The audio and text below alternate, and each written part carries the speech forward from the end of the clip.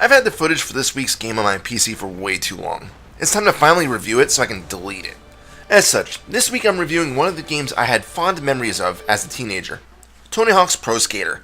It was one of the first games I played on the system, and I enjoyed playing it so much that I bought it on the N64, mainly because I didn't have a PlayStation at the time.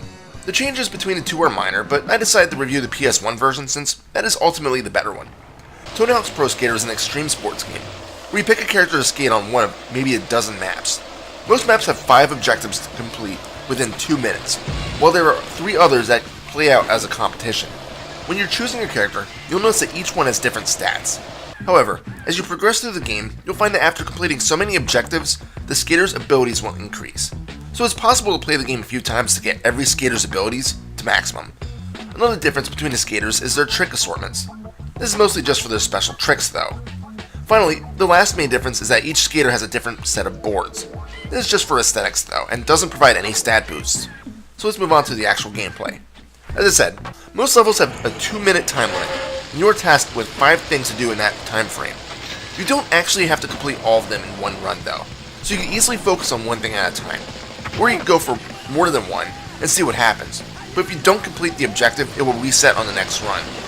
As for the objectives, most stay the same. Each map has 2 different score tiers that you must reach. Each level also has a letter spelling skate, and you must grab each one in one run. Each level also has a VHS tape floating around that you must find and obtain. Finally, there's a collectible task of sorts that must be completed. For example, in the hangar, you need to knock over 5 stacks of boxes. In the school, you need to grind on 5 picnic tables.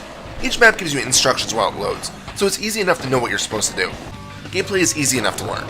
You move automatically and pressing X jumps. If you hold down X, your character will tug and build up speed, and will then jump when releasing the button, making it easier to prepare for tricks.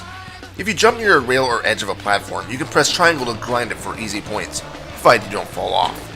When jumping, whether it be a normal ollie or off of a ramp of some sort, you can press square for kick tricks or triangle for holds.